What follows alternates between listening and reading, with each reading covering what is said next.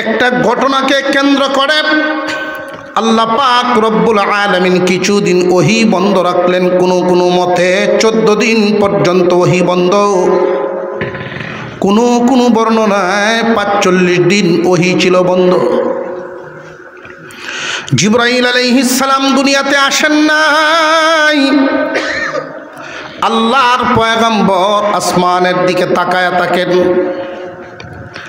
যার সাথে যার বেশি মহব্বত, না দেখলে মহব্বতের আগুন কমে যায় না দ্বিগুণ বাড়ে।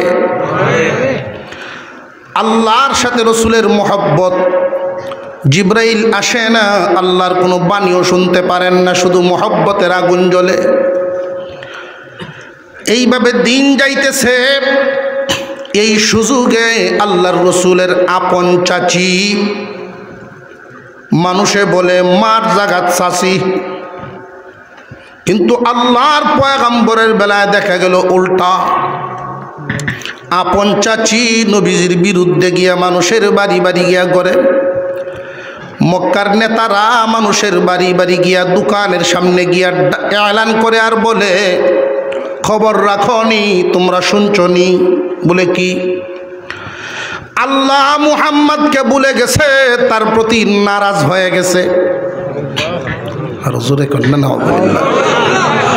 আল্লাহ মুহাম্মদকে ভুলে গেছে এবং মুহাম্মাদের প্রতি আল্লাহ নারাজ হয়ে গেছে।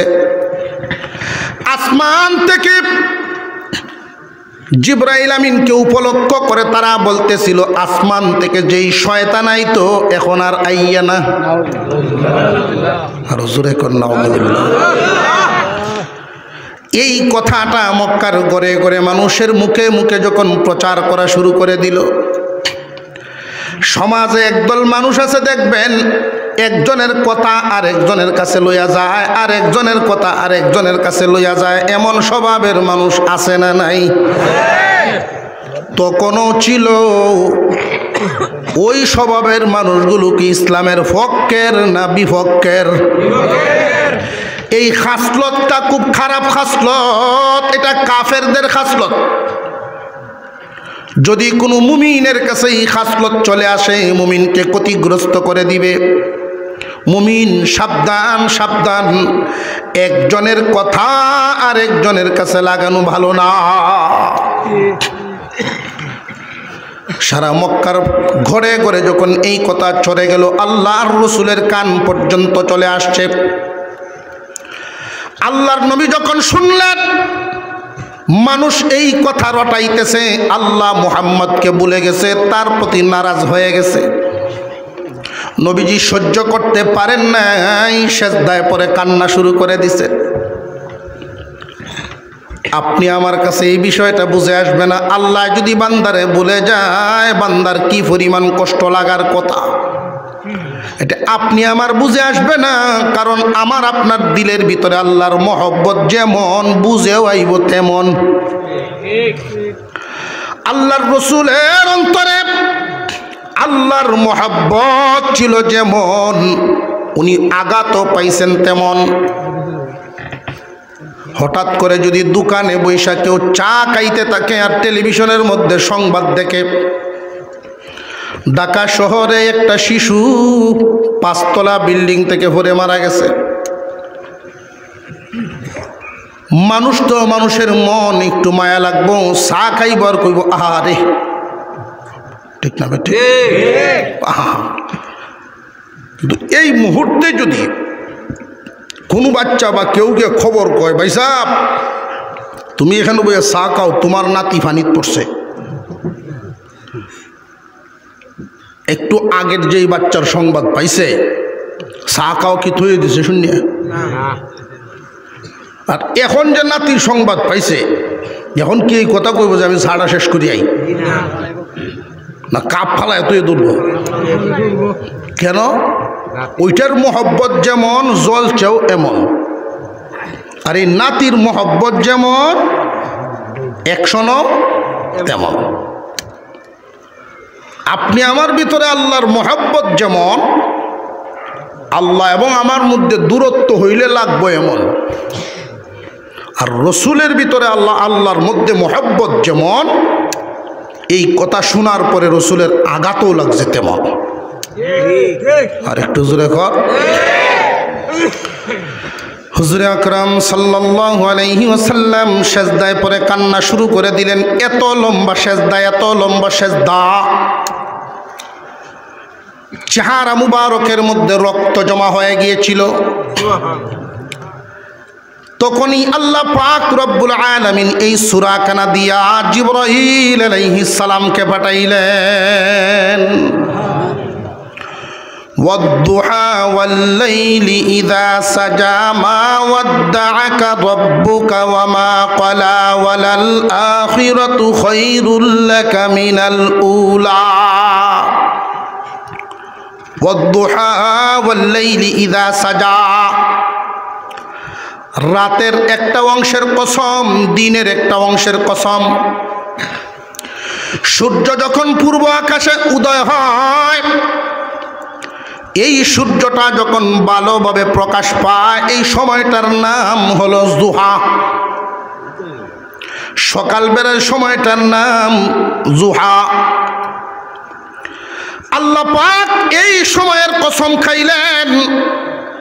ওয়াল্লাইলি ইযা সাজা, নিঝুম রাত, গভীর রাত, অন্ধকারে যখন ছায়া যায়, ওই সময়টার কসম খায়া আল্লাহ পাক রব্বুল আলামিন রাত এবং দিনের কসম খায়া তিনি বলেন, মা ওয়াদ্দাআকা রাব্বুকা ওয়া মা ক্বালা। ও দোস্ত আমার, মক্কার মানুষ, কাছের মানুষ, দূরের মানুষ, সব মানুষের মুখে মুখে আল্লাহ মুহাম্মদকে বলে গেছে। এই কথা শুনে আপনি লম্বা সেজদায় পরে কান্দেন। দিন এবং রাতের কসম খায়া আমি আল্লাহ ঘোষণা দিলাম, আপনার রব আপনাকে বলেন নাই, আপনার প্রতি নারাজ হন না। সূরা নাজিল হয়ে গেছে। আপনার রব আপনাকে বলেন নাই, আপনার প্রতি নারাজ হন নাই। আরো জোরে কোন সুবহানাল্লাহ। এখন প্রশ্ন হলো, আল্লাহ পাক এই যে দুইটা শব্দের কসম খাইলেন, ওয়াদ-দুহা ওয়াল-লাইলি ইযা সাজা, রাত এবং দিনের কসম খায়া আল্লাহ বুঝালেন, ও দোস্ত, রাত এবং দিন, রাতের পরে দিন আসা, দিনের পরে রাত আসা, এটাই স্বাভাবিক নিয়ম। একাধারে যদি 40 দিন পর্যন্ত দিন থাকে, রাত নাই, তাহলে মানুষের জন্য আরাম হইব না কষ্ট? পক্ষান্তরে যদি একাধারে 40 রাত থাকে, দিন নাই, তবু মানুষের কষ্ট হইব। আল্লাহ বুঝাইলেন, রাতের পরে দিন, দিনের পরে রাত। ওহি ভারী জিনিস, আপনার কাছে হরদম নাজিল হইতেই থাকবেন, হইতেই থাকবে, বিশ্রাম নিবেন না, এতে কষ্ট হবে। মক্কার মানুষ ভুল বুঝে আপনার এই কথা বলতেছে, আপনি ভুলে গেছি না, আপনাকে বিশ্রাম দেওয়ার জন্য ওহি বন্ধ রাখছি, আপনাকে ভুলার জন্য না। এদের কথায় আপনি মনে করতেছেন আমি ভুলে গেছি, কিন্তু আপনি কষ্ট তো পাইছেন। যদিও আপনাকে বিশ্রাম দেওয়ার জন্য ওহি বন্ধ রাখলাম, এত লম্বা সেজদা দিয়েছেন, চেহারায় রক্ত জমা হয়ে গেছে। আপনার আমার নবী আর অন্যান্য নবীর শানের বেশ কম আছে না নাই? শানের সালত। মুসলমান ইমানদার ভাইয়ারা আমার, খুব মনোযোগের সাথে শুনবেন। অন্যান্য নবী আর আপনার আমার নবীর বেশ কমটা বুঝেন। সমস্ত নবীগণ চাইতেন আল্লাহকে কেমনে খুশি করা যায়, সমস্ত নবীগণ চাইতেন যে আল্লাহকে কেমনে খুশি করা যায়। আর আমার আপনার নবীর বেলায় আল্লাহ চাইতেন দুস্তরে কেমনে খুশি করা যায়। ইব্রাহিম আলাইহিস সালামের টাইটেল খলিলুল্লাহ, আমার আপনার নবীর টাইটেল হাবিবুল্লাহ।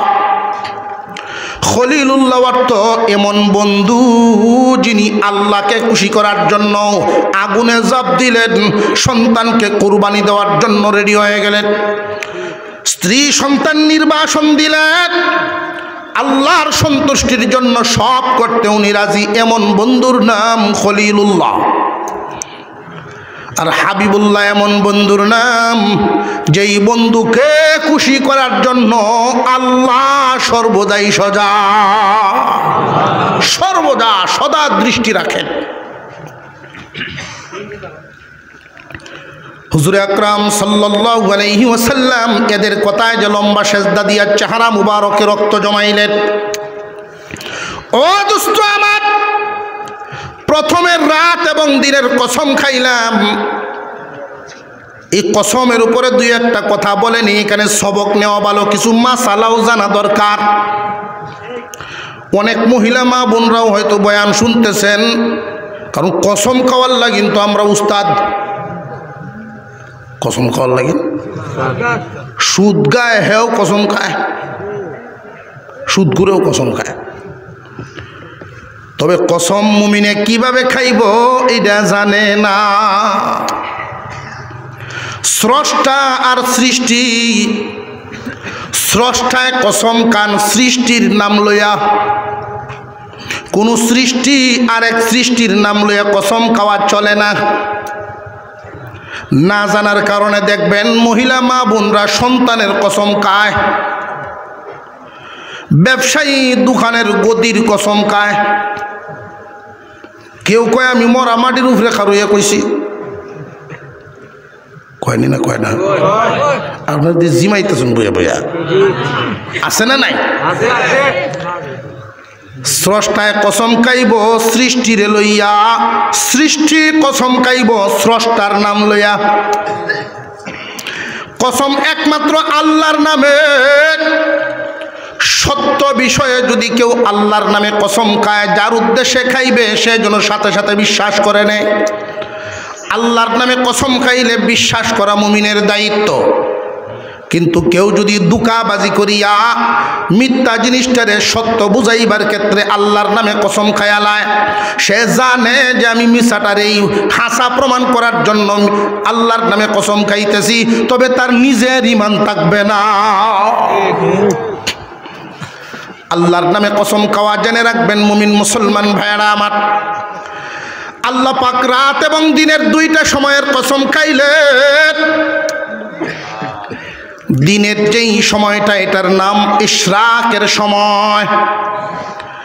ইশরাকের নামাজ যারা ফজরের নামাজ পড়েন, সময় পান যায় নামাজেই বসে থাকেন, জিকির করতে থাকেন। সময় যখন হবে ইশরাকের নামাজ পড়ে উঠবেন, 2 রাকাত করে নিয়ত করে 4 রাকাত ইশরাকের নামাজ যদি কেউ আদায় করতে পারে, আল্লাহ রব্বুল আলামিন তার আমল নামায় একটা হজ এবং একটা উমরার সওয়াব দিবেন।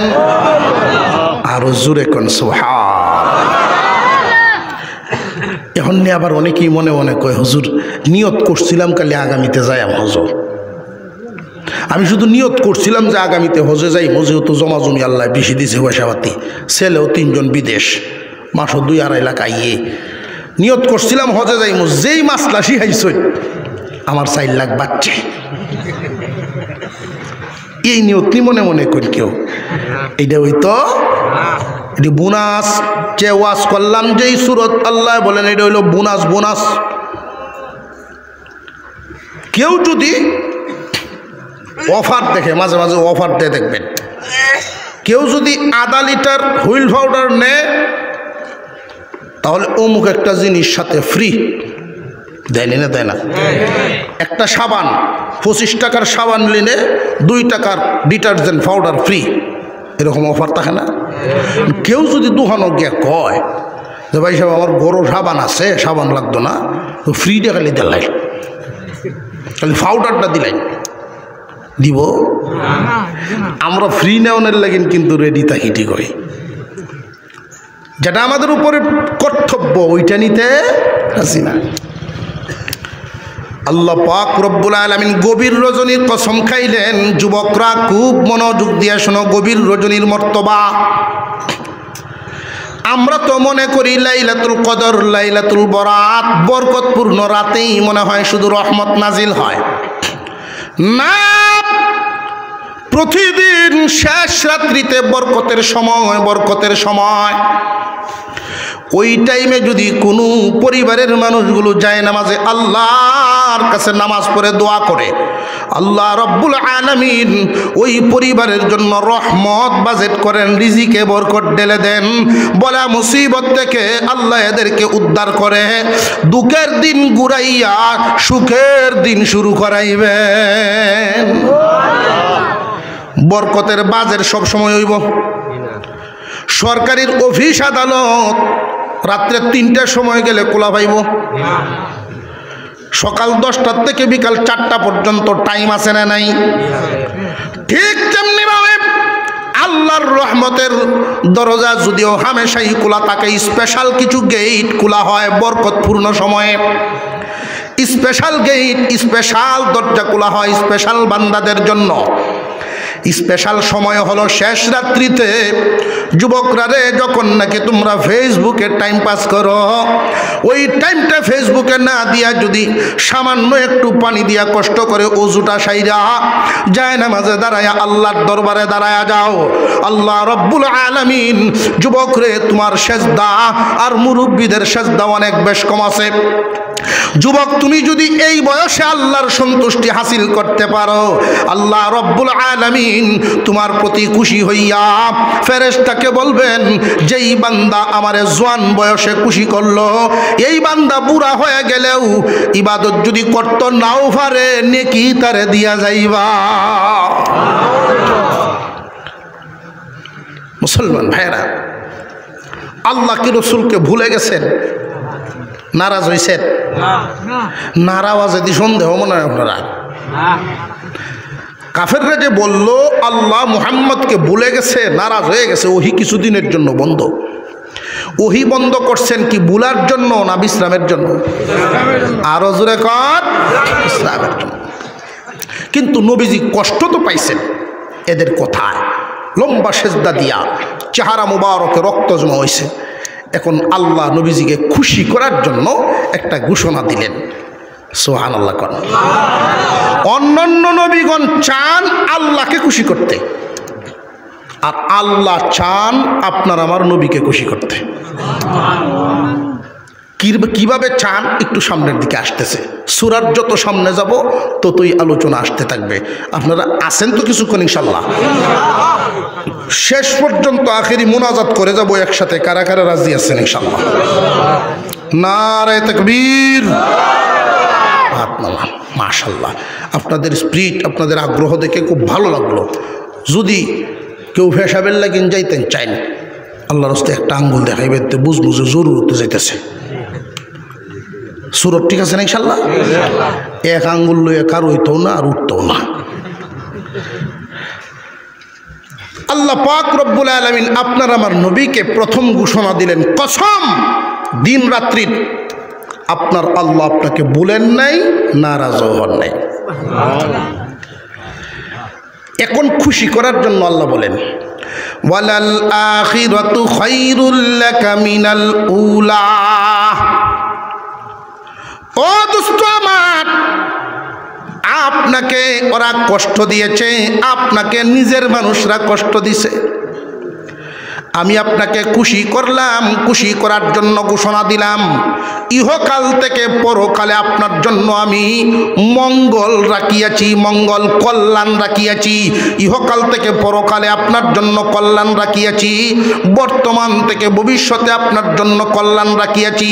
মুফাসসিরিনে কেরাম বলেন, আপনার আমার নবীকে আল্লাহ যখন কল্যাণের ঘোষণা দিলেন, কি কি কল্যাণ, যে ইহকালেও নবীজির মুআজিজা নামক কল্যাণ, পরকালে নবীজির জন্য নিয়ামতের কল্যাণ। এই দুনিয়ার জমিনে আপনার আমার নবীকে আল্লাহ যেই মুআজিজা দিয়েছেন, কি পরিমাণ মুআজিজা, কি পরিমাণ মুআজিজা। সমস্ত নবীগণ 1 লক্ষ মতান্তরে 2,24,000 পয়গম্বর, সমস্ত পয়গম্বরগণকে মিলিয়ে যেই পরিমাণ নিয়ামত, যেই পরিমাণ মুআজিজা আল্লাহ দান করেছেন, একা মুহাম্মাদুর রাসূলুল্লাহকে এর চেয়ে বেশি মুআজিজা দিয়েছেন। এক দুইটা মর্যাদা কইলতাম নেই আল্লাহর রসুলের মর্যাদা কেমন ছিল। অনেকেই মনে করে যে নবীজি গরিব ছিলেন, এটা ভুল কথা। আল্লাহর রসুল গরিব ছিলেন না। উহুদ পাহাড় যাকে ডেকে বলতো, ইয়া রাসূলুল্লাহ আপনি শুধু বলেন আমি স্বর্ণ হয়ে যাই। আমরা আমলে হইলে আমরা চেষ্টা করলাম নবীজির যে বাইল বুললে কোনো রকমে রাজি করা নিয়ে যায়, কারণ আমরা যেই উম্মত বাইল বুল দেওয়ার নিয়ত করে নিলাম। আল্লাহ রসুলকে আল্লাহ তাআলা এমন কিছু সাথী দিচ্ছেন, এমন সাহাবী দিচ্ছেন, আমরার মন তো মাঝে মাঝে কান্দে, আরে নবীর যুগে কেড়ে আইলাম না, আমারে আল্লাহ নবীর যুগে আনলে উপায় আসি। এই যুগে আয়াই আল্লাহ রসুলের সুন্নতগুলো ধরে রাখতাম পারি না। তো রসুলের যুগে আইলে আরো ইসলামের ক্ষতির চিন্তা হইল আমার দ্বারা। আল্লাহর রসুল সাল্লাল্লাহু আলাইহি ওয়াসাল্লামকে আল্লাহ পাক গরিব বানান নাই, অনেক অনেক ধনী বানাইছেন, এমনকি দু জাহানের বাদশাহ। তাহলে যে শুনি মাঝে মাঝে উপবাস থাকতেন, এটা কি তা প্রশ্ন জাগে না? আল্লাহর রসুলকে আল্লাহ গরিব বানান নাই, উনি গরিবী জিন্দিগি পছন্দ করে নিছেন। গরিবদের মতো করে থাকতে উনি ভালোবাসতেন। এই জন্য কিয়ামতের কঠিন ময়দানে সমস্ত নবীর আগে আপনার আমার নবী জান্নাতে যাবেন। সমস্ত নবীগণের সিরিয়ালে সুলাইমান আলাইহিস সালাম পরে জান্নাতে যাবেন। কিয়ামতের কঠিন ময়দানে দুনিয়ার অনেক ধনীগণ আফসোস করবে, যেইভাবে দুনিয়াতে গরিবরা আফসোস করে। দুনিয়ার অনেক গরিবরা দেখবেন আফসোস করে, ধনীকেরে ওইলাম না, ধনীখানে ওইলাম না, আফসোস করেনি না করে না। হাসরের মাঠে অনেক ধনীরা আফসোস করবে, দুনিয়াতে গরিব কেন হইলাম না, গরিব কেন থাকলাম না, তাহলে তো আজকে এত কঠিন হিসাবের সম্মুখীন হইতাম না। কিয়ামতের কঠিন ময়দানে আল্লাহ পাক রব্বুল আলামিন ধনীর 500 বছর আগে গরিবরে জান্নাতে ঢুকাইবেন। আরো জোরে কোন সুবহান। হুজুর আকরাম সাল্লাল্লাহু আলাইহি ওয়াসাল্লামকে আল্লাহ পাক মুআজিজা কি পরিমাণ দিয়েছিলেন। সালমান ফারসি নামক একজন সাহাবীর নাম শুনছেন না? শুনছেন না? সালমান ফারসি রাদিয়াল্লাহু তাআলা আনহু। উনি হাত বদল হইতে হইতে ঘুরতে ঘুরতে মদিনায় আইসা এক ইহুদির গোলাম হয়েছেন। আল্লাহর রসুল যখন হিজরত করে মদিনায় গেলেন, নবীজির দরবারে এসে পরিচয় মিলে গেল, তার মনের সাথে মিলে গেছে যে উনি শ্রেষ্ঠ নবী, শেষ নবী মুহাম্মদুর রাসূলুল্লাহ।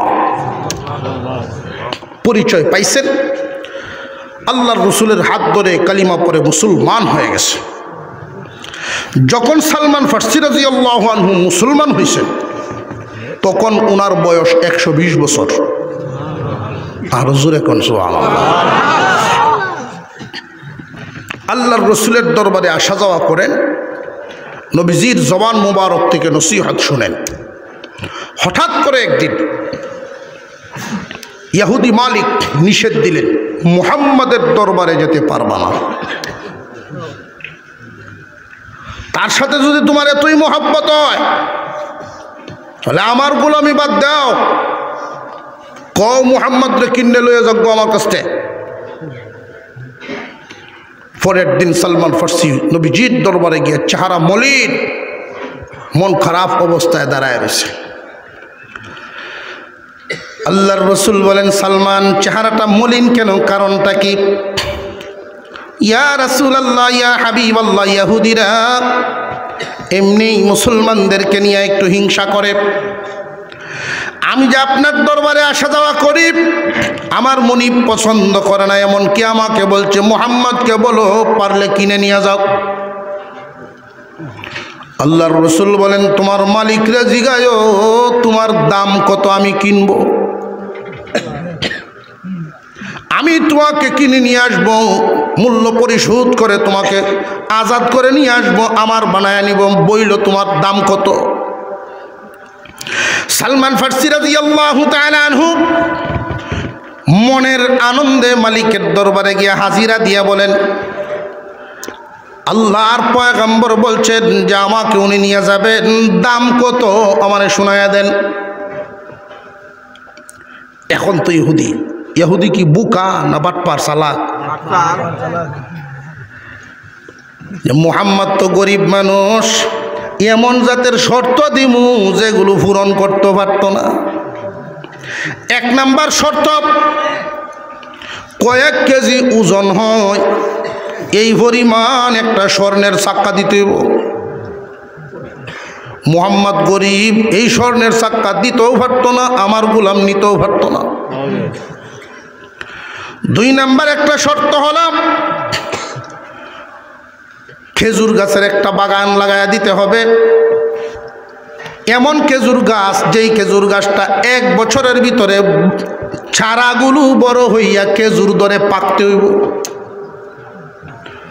উনি না মুহাম্মাদুর রাসূলুল্লাহ, শেষ রসুল, মুজিজা দেখাও। 1 বছরের ভিতরে এই চারাগুলো বড় হইতে হবে, খেজুরও ধরতে হবে এবং পাকতেও হবে। এই 2 শর্ত দিল সালমান ফার্সির সামনে।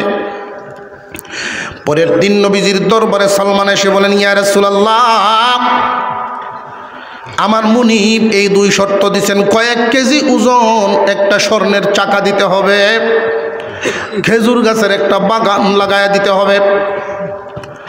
এই খেজুর গাছের যে বাগানটা লাগাইবেন শর্ত হলো 1 বছরের ভিতরে চারা বড় হইয়া খেজুর ধরতে হবে, আবার পাকতেও হবে।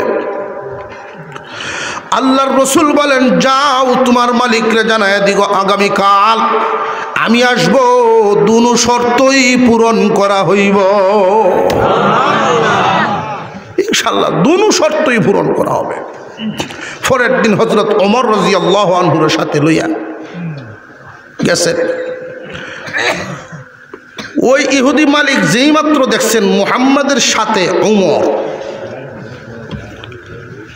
পিছনের দরজা খুললে বাগদ চিন্তা ভাবনা করতেছে। তার কারণ হইল,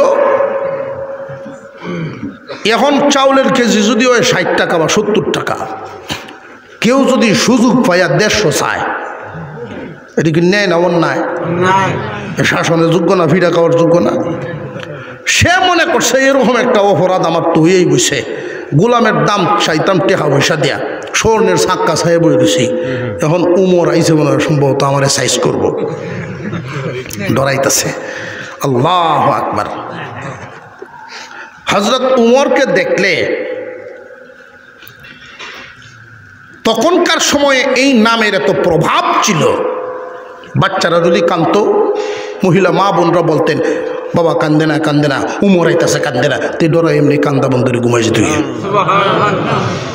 নামটার এত প্রভাব আল্লাহ করে দিয়েছিলেন। আল্লাহর রসুল ওমরকে নিয়ে গেলেন। উমর রাদিয়াল্লাহু আনহু বিষয়টা জানেন না, সাথে গেছেন। সালমান, তোমার মুনিব কই, বলো আসার জন্য। আইস, স্বর্ণের চাক্কা দিতে হইব?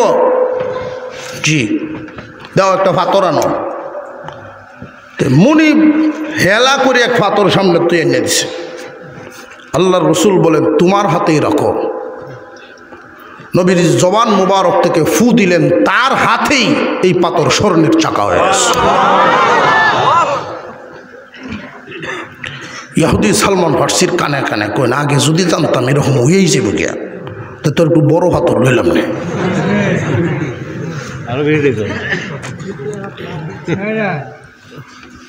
সারা কই, যে সারা রাখা আছে 100 খেজুর গাছ। আল্লাহর রসুল বলেন, আসো আমার সাথে, কোন জায়গায় লাগাতে হবে জায়গা দেখায় দাও। এক একটা চারার সাথে নবীজি কথা বলেন আর জানেন। নবীজির জবানের কথা যদি বের হয় কবুল হইবনি হইত না। আল্লাহ, এই গাছের মধ্যে 1 বছরের ভিতরে তুমি খেজুর ধরায়া পাকায়া দিও। আপনার আমার পয়গম্বরের শান উম্মত জানে না।